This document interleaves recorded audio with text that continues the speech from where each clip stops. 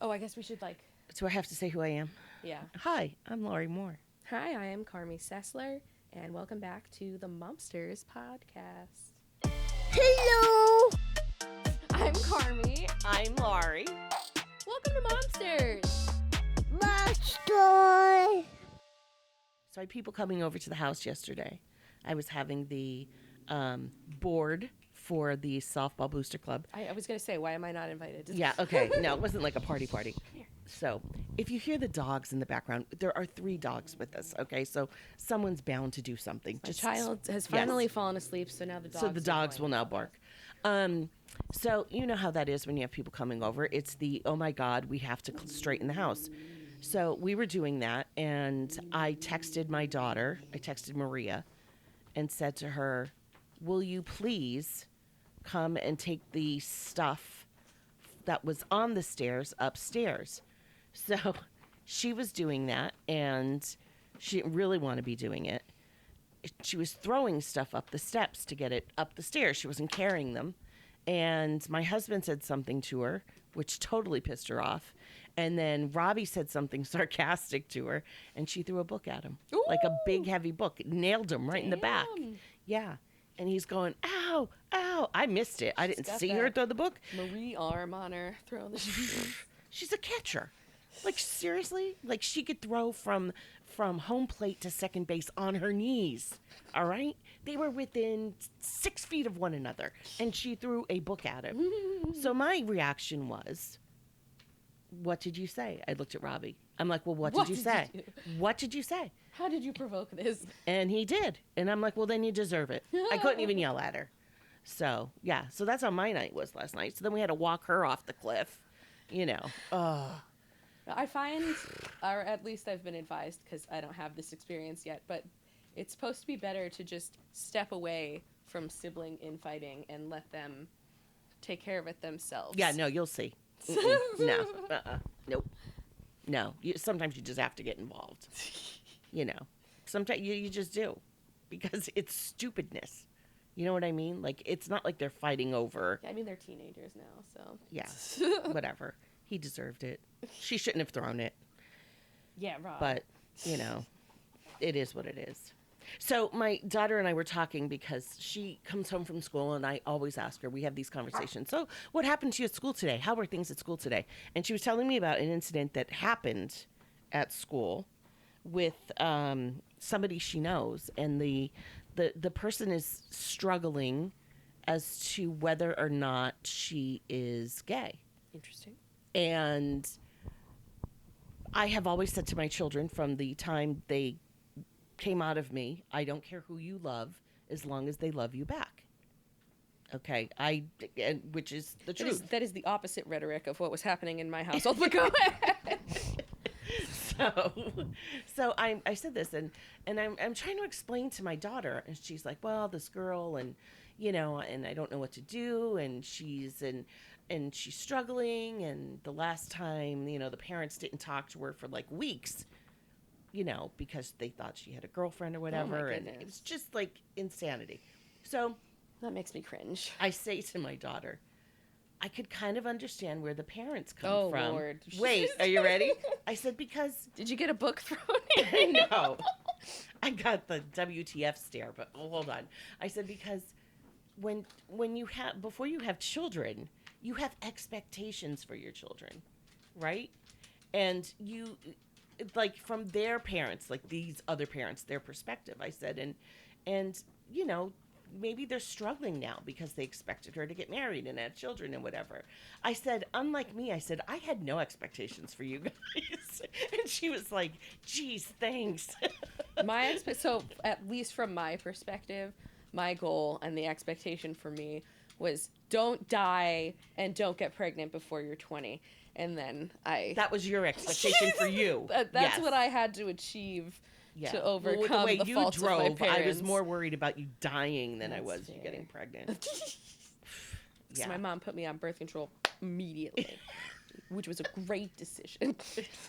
Not only because it protected me, but also because I had absolutely terrible periods. Yes.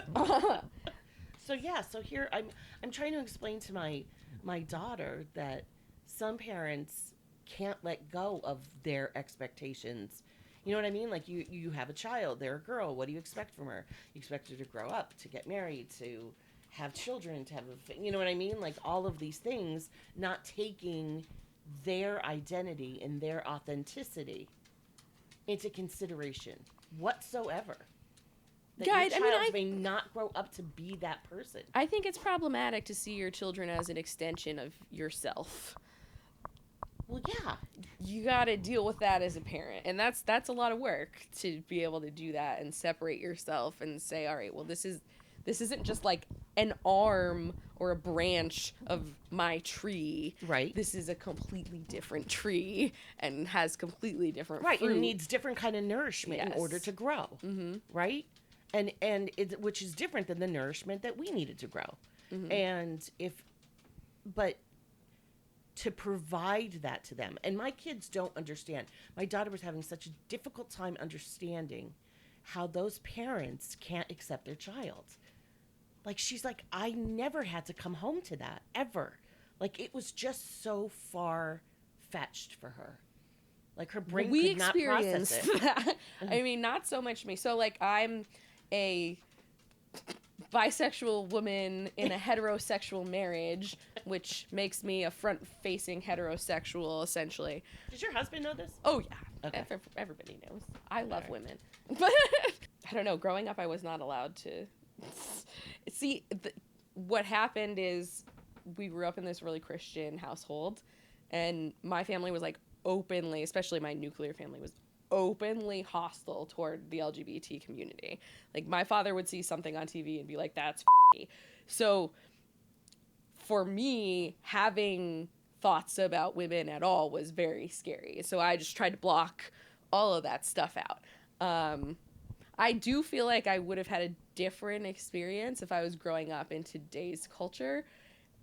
Maybe not, but, like, I don't remember having, like, Chappell Rowan and Billie Eilish. Right. I mean, we didn't have anyone out there singing, I'm going to eat that girl for lunch. Like, right. we didn't have any of that. And I feel like that would have broken down a lot of walls for me because it would have normalized it a little bit more.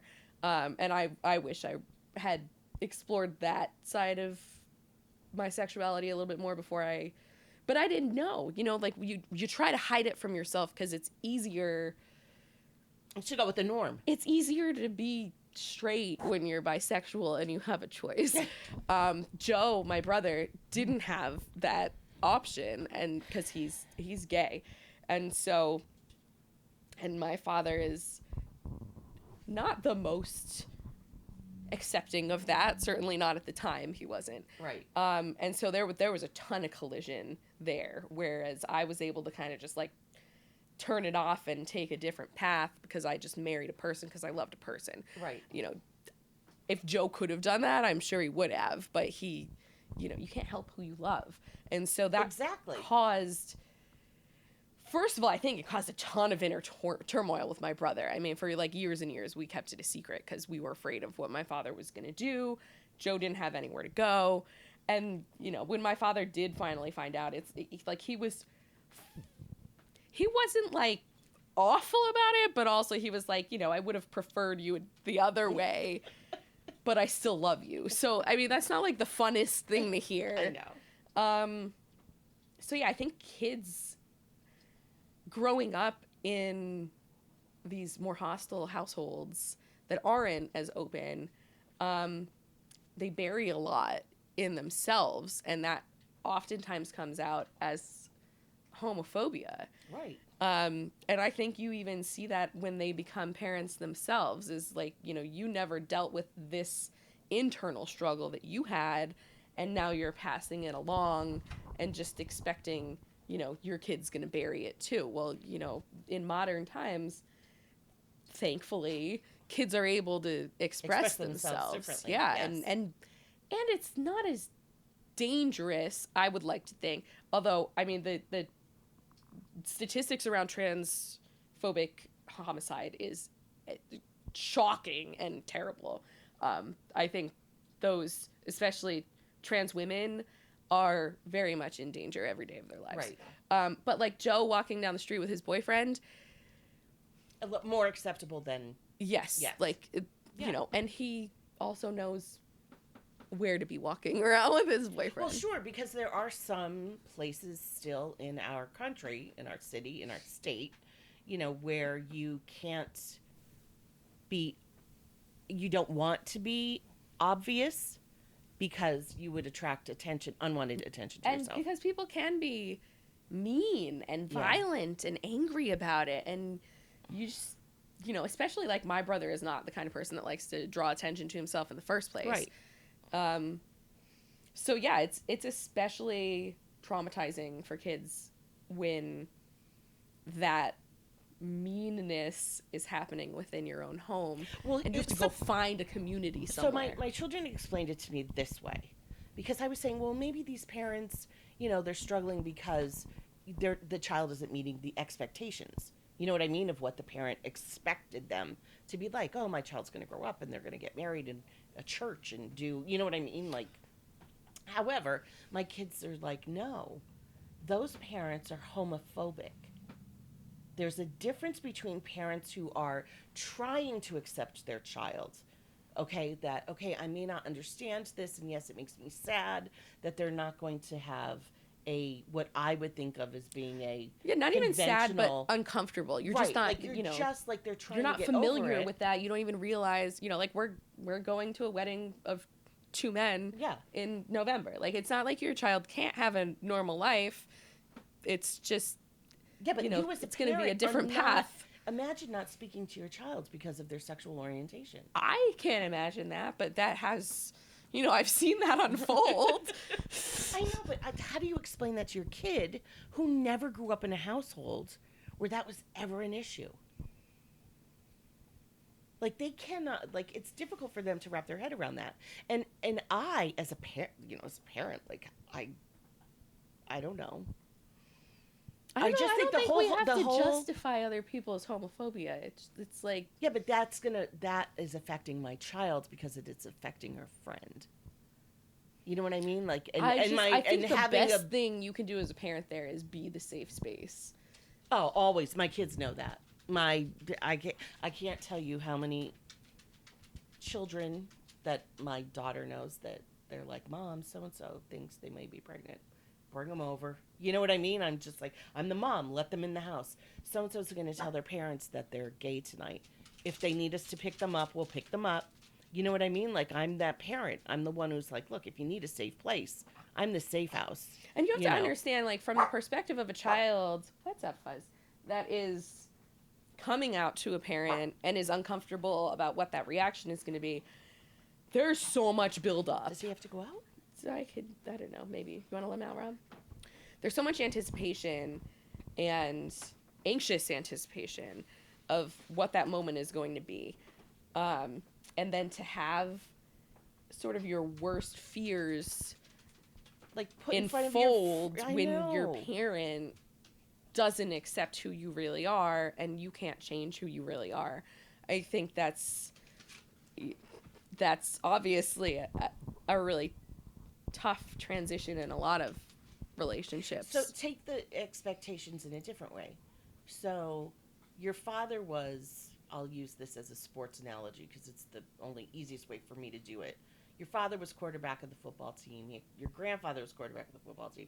They expect you to be quarterback of the football team. And you want to do musical theater. Or you want to do, baseball. Or you want to do, you know what I mean, hockey or something. And they just, like, parental expectations. How many times I see kids struggle even in sports because their parents are throwing down their throat that they need to be something that the child doesn't want them to be. A drink. That was the pregnancy sip. What was I going to say? Oh, Joe had that experience, like, outside of the LGBT context.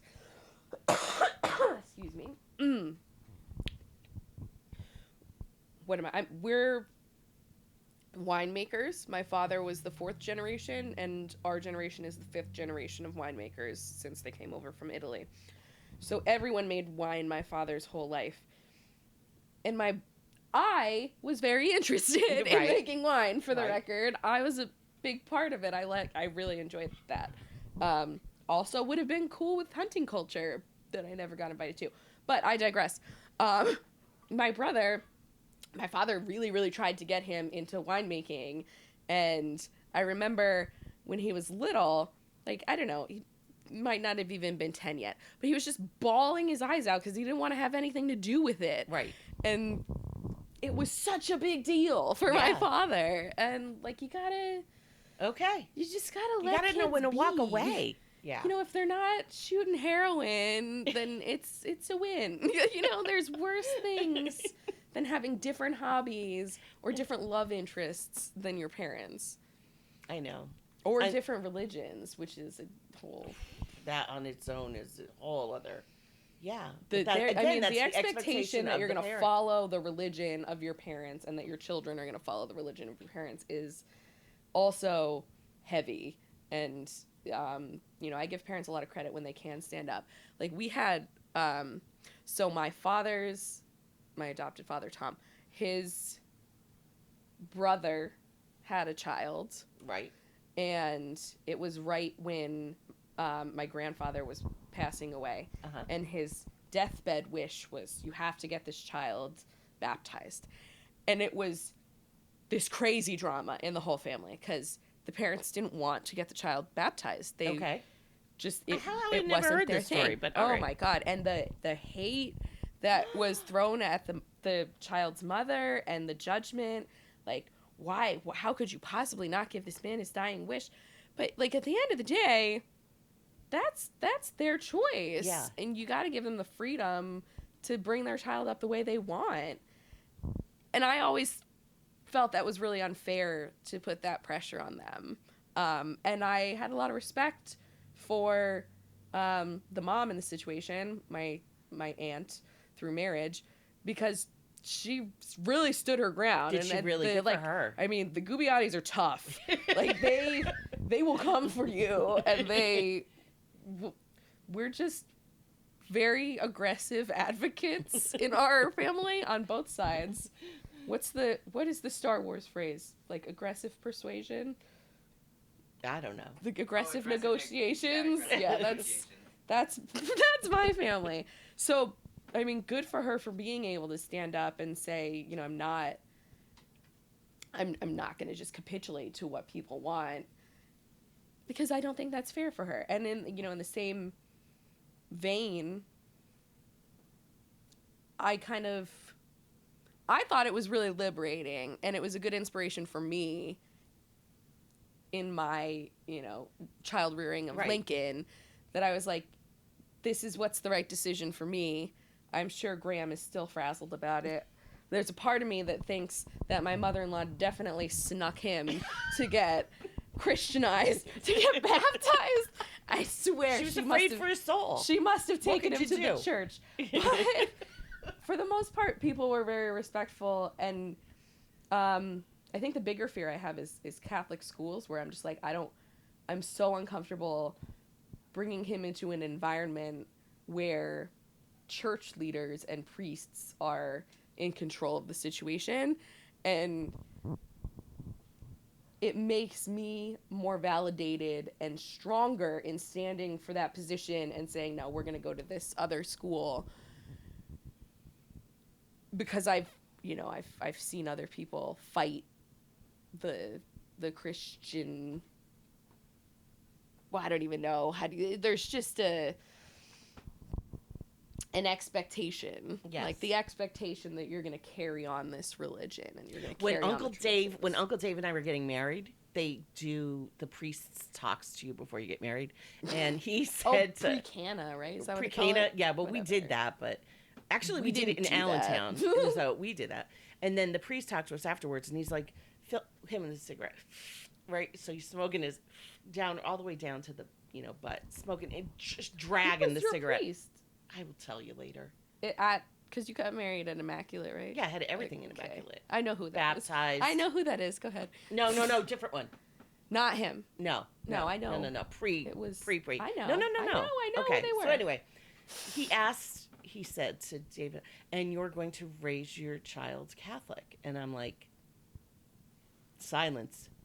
right? Because Uncle Dave, he's what, Methodist something. I don't know what he was. United Church of Christ. I don't even know if that's. I don't know what he is. So anyway, some Christian. He's a good person, is what he really is. So his religion didn't matter. However, this priest is asking us, and I'm silent, and Dave's looking at me, and I'm like, well, here's me the night before, right? We're getting ready to go to the rehearsal party, and I go, well, I don't know that. Would you? I'm like, I can't After everything stand here. I can't stand here. I know. And say, I'm going to raise my kids Catholic. He goes, well, could you at least raise them Christian? I'll consider it. I'm like, great. I have this whole thing paid for. And he's going to go, no. I feel like we had enough dirt on the church that we could have made them. We could have twisted their arm on that one. We could have found somebody else to marry us. Yeah. But yeah, that was, I wanted to give them that freedom, you know. But that's another moment where you have that anticipatory anxiety of telling someone, you know, you're not quite going to meet the expectation. I mean, he was the one who was going to marry us. I mean, I could have lied. But how do you lie to a priest? You know what I mean? Like, I'm sure everybody else does. Never mind confession. So I told the truth, and that was. And they still let you get married. They still let us get married, yeah. Though we couldn't have a full service because Uncle Dave wasn't a full ceremony. Really? That's so dumb. We couldn't do communion because wasn't Catholic. I don't remember. I know. So all the other Catholics had to suffer. They I couldn't remember get for one wedding, there was a Morganti wedding we went to, and they were like, okay, well, if you're a person that gets communion, come and get communion, and if not, just, you know, sit there and sit be tight. Excluded. We'll get sit to tight. you. Yeah, you'll be good. But yeah, they want you to feel estranged when you're not following the exact traditions, and you know there is a feeling of loss when you walk away from that many years of tradition. Like, I miss the music, I miss the community, I miss so much about what. Some of the rituals. There was rituals I miss. There were real benefits to being in a church community. Yes. However, I came to the point where I decided that was outweighed by like the very real negatives. I mean, and not even personally, but it's just, you know, I remember in law school, it was right after the Obergefell decision came out, the Supreme Court decision that said gay marriage is legal and you can't make it illegal. We have a right to get married to whomever we want, regardless of their genitals. So that decision had just come out, and I was at the time still going to church every Sunday. I was a church. I mean, I was a church person. I cantered at church. It was a big deal for me. So I went with Patrick to church, and the priest, oh my gosh, he gave this scathing homily about how we don't understand the effects of gay marriage and bringing children into this experimental household. I got up and I walked right out, and I was like, I mean, I honestly, that's, I think, when I was done, because I just don't think kids should be brought up in that kind of a community. And also, I think gay parents are awesome. Like, no, it's not about what. It's about who loves you. You could have parents that aren't gay and don't love you. Exactly. That are non-accepting. You have all these children that are in parental expectation, that are in foster care, that need to be adopted, that need love. They just want love, and they are not discriminating. But the churches and the organizations that are in charge of these agencies sometimes are discriminating and don't feel that you're worthy of that family status. And that's ridiculous to me. I mean, that's awful. But that also, you see that reflected in individual households. You know, the church sets the standard, and then that expectation carries down to, you know, your dad wanting you to be a toxic masculine jerk. That's, you know, that's the culture that they grew up in and that they appreciate. But there's everything is about hate, and I don't get it. Yeah, it's so removed from the actual teachings of Jesus. Like, if you're a real Christian, like, because we were that's really fear in too. it. Everything is based in fear. Then there's the fear of everything. Like, That's a whole different. A lot of these people have never read Scripture. They've never read the Bible. They're not really paying attention. You don't read the Bible when you're Catholic. No, but they give you those missalettes, and they go through the gospel and you read passages. What they want you to read. But there's no passages that say screw the LGBT community. Like, I mean, there's such a disconnect between what the Scripture actually says and what Jesus is telling us, and then what people on the ground in the church are doing as activists, which is the complete opposite in many ways of what Jesus would have done if he was here, because he was accepting of everyone. And I think sometimes in the haze of the tradition and the glory, we lose sight of your mother. Jesus is pregnant and she is not married, right? Where's the church in all of this? No, wait. But seriously, they are against abortion, right? So here's a mom who 20 years old, support, by the way, who needs support, living right? with her parents, right? I mean, she's fortunate that she has us. There's some kids that just get kicked out and that's it. But again, the parents can't wrap their head around, they expected you to be married. They expect you to get, whatever. So, but the church I didn't see them like putting out any cash going, here, honey, we'll help you out. No, I mean, she very much did it on her own, and I give her credit for that. Of course, with, like, the village of my grandmother and all the aunts that helped, but she went out there and just, like, grinded through a really horrible situation that she might not even have been in if she didn't grow up in such a religious community. I mean... Well, yes, there are so many, there were a lot of circumstances that were... like it or not, whether or not she considers it a choice, she made that choice. And I respect her for that choice. I think a lot of people respect her for that choice. I think she'd be respected if she made a different choice and, chose to move forward with her career and her relationship, which, I struggle with, because you can say that my birth didn't have any effect on my biological father's life, but the truth is that if I didn't exist at all, they might have still been together that night when he died. He might have never been at that bar in the first place. So I feel like I came in like a freight train to these people's lives and disrupted everything. And my mother just survived better. That is a very interesting take on it. Yeah, and I think almost no one has that perspective unless you're growing up as, an unwanted pregnancy, which is what I was. Right, like, you don't understand what it's like to be an unwanted pregnancy. I don't, not at all. Not at all. And especially, like, okay, there's a difference between, like, oh, we had like an oopsie and we had Maria, but we were in our formed household and we're together. And we knew, like, we were like, I mean, like, when your 19-year-old's mother has a kid in her parents' house while she's still in school and the father's not present at all and then dies. Like, I mean, that's inherently traumatic. And we all handled it beautifully. We all were so supportive and made sure that my mother and I could have a great life. And I think she endeavored and fought so hard to give me normalcy, but there's an expectation that you can have normalcy, and there was never anything normal about how I came into the world. That's very true. And nothing normal about. It discredits all of the strength that it took for her to overcome that situation when you just say, well, that's, it wasn't a decision. It was a choice. You made that choice. You fought. You walked through college campus with the stigma of a pregnant belly in the 90s.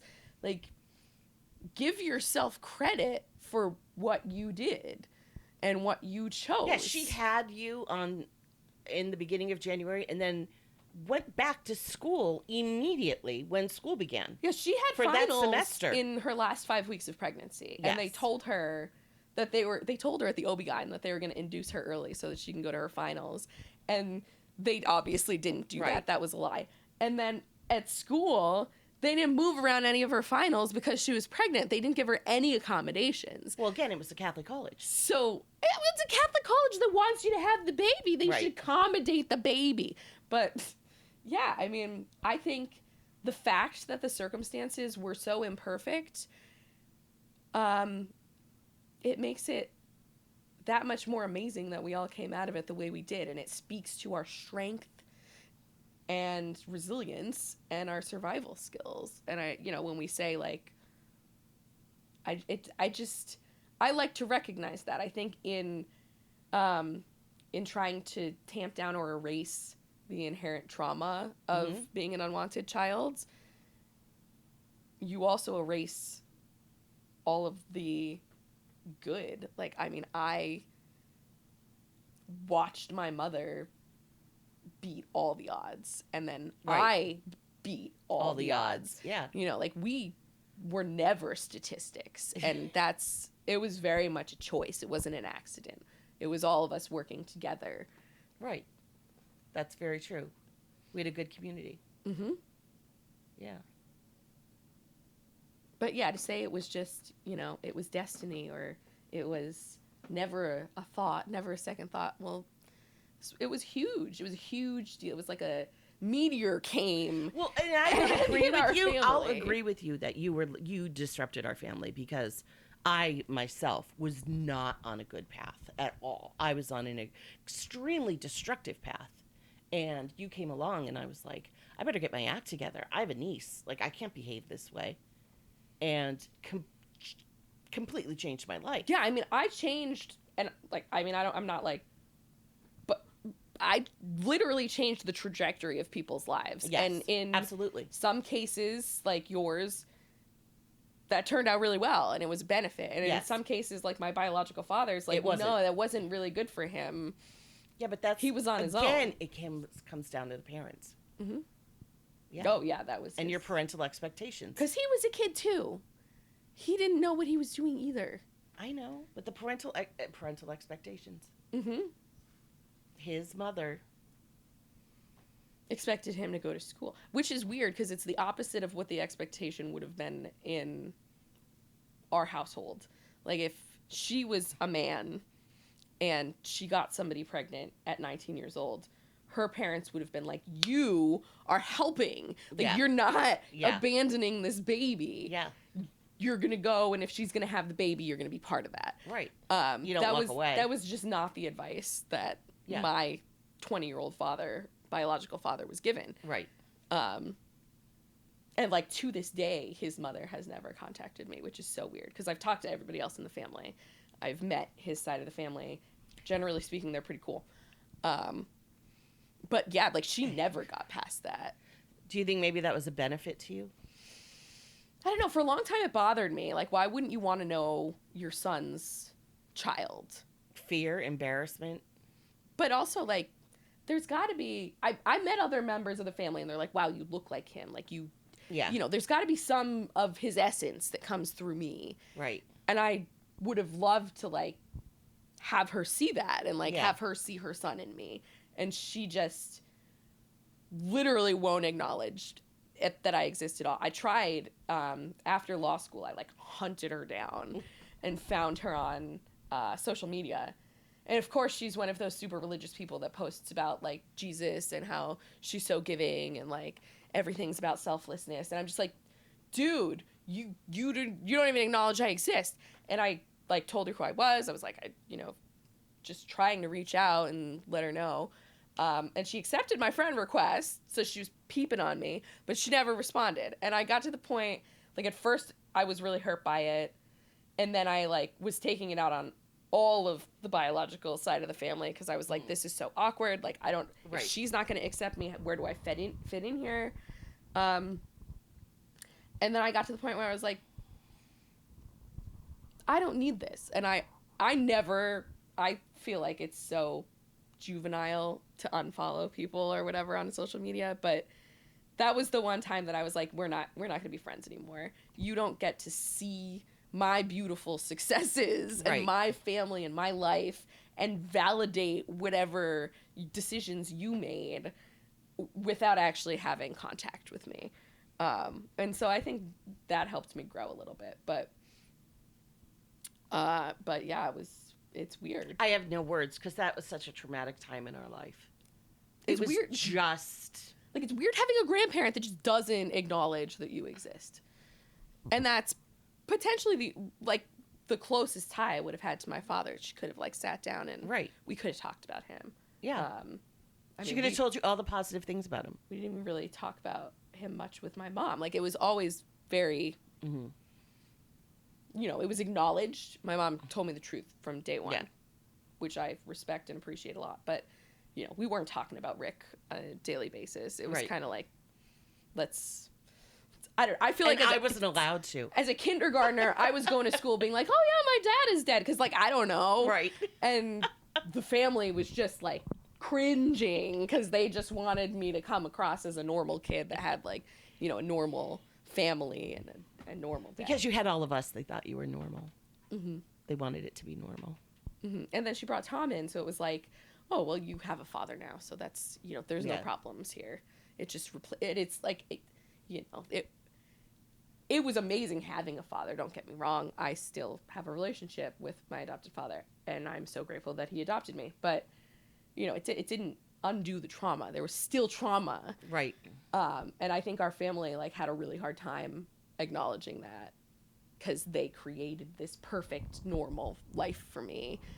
And I was doing well. I did well with it. But, you know, it's not like Rick just disappeared. Like, he was the thing for me. Especially, you know, I mean, you're talking to dead people, and, like, I had a constant dialogue in my head with Rick. Right.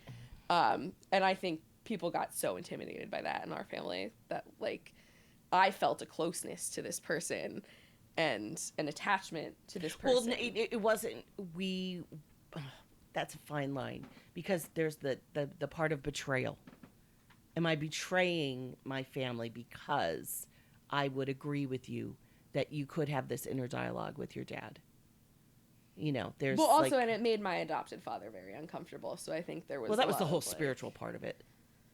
Not even that. Like, he just didn't like the fact that I was somebody else's kid. Like, he was my father, and that's how we grew up. You know, my brother was my brother. There was no half anything. Like, we were a family. But there was not a lot of space in that beautiful nuclear family we created for my emotions. Right. And the fact that, like, you know, what you're seeing is a perfect family, but what I've experienced is, you know, a lot of this trauma from when I was born, and things are great now, but I still have the trauma, and I still have an attachment to my dead father. And yeah, that's weird for people, but it was normal for me. It was more abnormal to be hiding it and not talking about it. Well, I never hid anything from Uncle Dave about Mike, who was my fiance that died prior to Dave and I getting together. And matter of fact, Mike's parents even came to visit us, and they met my children, and, you know, they met Dave, and even my, you know, I think it was Maria or Robbie, one of them saw him in the house after he was, you know, like, they were like, who's this guy? And I'm like, oh, that's Mommy's friend, you know. So, but the kids never knew who he was until they were doing a family tree. And they were like, so none of you were married before, were you? And Dave and I were just like silent. And I'm like, well, it's not that we weren't married before, but Mommy was engaged before. I'll never forget Robbie coming around the corner going, what? Like, it was just, you know, in the house, like, to look like, what? In the room. Yeah. Mm-hmm. But even that, like, acknowledging that you had that experience. I always acknowledge it. Shows the maturity. How much strength you had to survive that experience. Like, that was a traumatic experience too. You were in your 20s. Yeah. And your love of your life at the time gets cancer, like, you know, the type of cancer that you don't recover from, and how do you process that as a 20-year-old? You can't. It's, or 20, what were you, 25? I don't. When he and I met, I was like 27 and he died when I was 30, so. Yeah, I mean, that's super traumatic. So if you don't talk about the experiences like that you go through, it's almost a disservice to yourself, because you're denying all the strength it took for you to persevere through that moment and survive it. Yeah, I think that's true of like a lot of what my mom went through. Like, she wants to, and that's true of a lot of people. You want to pretend like your life has been perfect and this very easy road. I have never pretended my life was perfect, ever. Actually, I have been too honest about how imperfect my life has been. Because other people need to... Exactly. Because I feel that's that other why people we're would here benefit. Doing this. Right, because other people could benefit from listening, like, hey, you're not alone. Mm-hmm. You know. But most people, I think, try to make a front-facing facade. Yeah. That's a little bit So cleaner. one of the things that I learned from when Mike died is that you could... Oh, I think I said this before, too. You could love a person and grieve at the same time. Mm-hmm. Because I met Dave, well, you know, Mike wasn't even dead a year. And, yeah. But you could love a person and grieve at the same time. So, here come the doggies. Hi. Dogs are back. Hi. Yeah, so... We'll see where this goes with our parental expectations. Well, and then the expectation for you at that point was you weren't waiting long enough to get engaged, right? Well, no, the first expectation was, why am I still living away? And I didn't move back. Oh, gosh. Right? So, no, I'm going to live, right? I've lived through that expectation. I moved in with my gay friends, right? My gay guy friends. The baby guys. Right. And I lived with them. And then I met Uncle Dave, and we wanted to get engaged, and Grandma said no because it wasn't enough time after Mike died. So, yes, there was an expectation, a fear of what the neighbors would think. But, you know, we'll be married 25 years this year. Fear of what the neighbors would think, though, I think has such a negative effect on so many families in not many just ours. circumstances. Yes. Like, yeah, what will the neighbors say? What will your kids... I mean, like, that's... You gotta change your perception from, like, what would my grandfather think and what would the neighbors think to, like, what is my kid gonna think of me at the end of the day? You know, because you're gonna want to have a relationship with your kids. And I think we spend all this time trying to live up to our parents' and grandparents' expectations and spend so little time working to earn the respect of our kids. And we need to... flip that a little bit so that we can sometimes learn from our kids how to be a little bit better. And I think children sometimes have a better perspective than adults people that have been stuck in their ways for so long. Because they just don't know. Mm-hmm. Yeah. All right. I think we've killed this topic. We have. Okay. Thank you for coming to our podcast. And if you have any family trauma that you would like to talk about, we love it. Please connect with us. Share. Because we would love to be able to either help you out or be a sounding board or maybe even share your story. Validate your trauma. Bye-bye.